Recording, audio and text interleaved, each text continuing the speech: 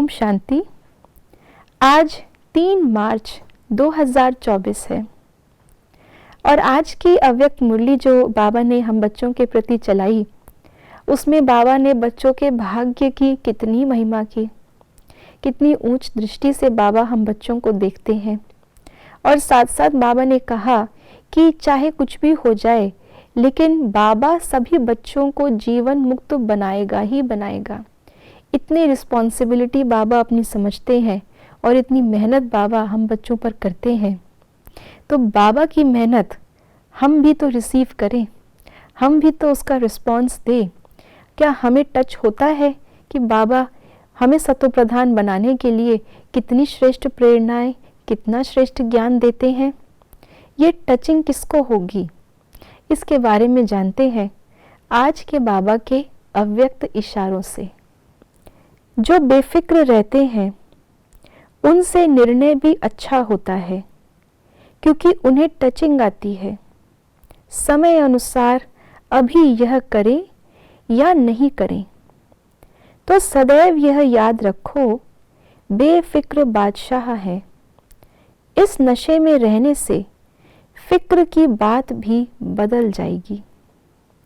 जैसे आज मुरली में बाबा ने अपनी रिस्पॉन्सिबिलिटी जताई कि मुझे कुछ भी करके सब बच्चों को सतो प्रधान जीवन मुक्त बनाना ही है।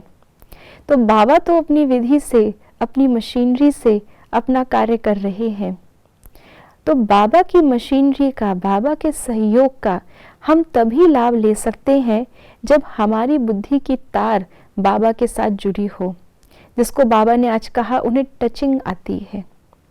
बाबा जो ऊपर से हमें सतो प्रधान बनाने के लिए, जीवन मुक्त बनाने के लिए शक्ति दे रहा है, वो मैं यहाँ रिसीव करूँ, उसके लिए मेरी बुद्धि में कोई किचड़ा ना हो। और किचड़ा आ जाता है जब हम कोई ना कोई पुरानी बातों को या अपनी कोई ना कोई कमज़ोरी को अपनी फिक्र बनाकर उसी की स्मृति में रहते हैं।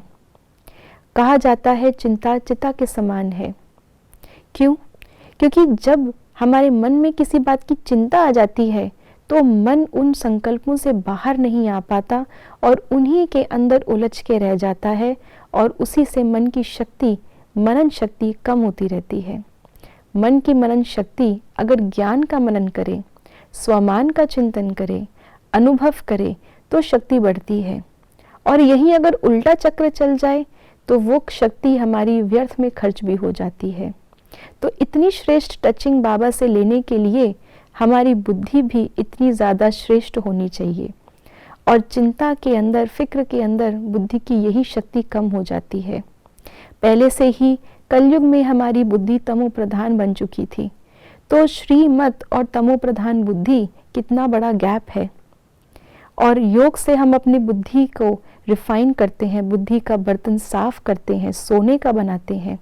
लेकिन अगर उस सोने के बर्तन में किचड़ा आ जाए तो ज्ञान नहीं ठहर सकता, टचिंग नहीं आ सकती। अगर कोई साफ जगह पर किसी चीज़ को रखेंगे तो उसकी शोभा है। अगर गंदी जगह पर साफ चीज़ को रख देंगे तो वो साफ चीज़ भी गंदे के बीच में गंदी ही नजर आएगी।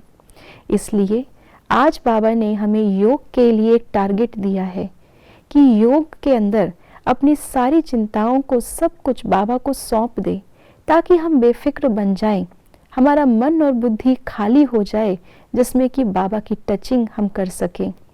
इसलिए बेफिक्र बनकर आज अपने योग के अंदर अपने सारे चिंता के किचड़े को भस्म कर दें। ओम शांति।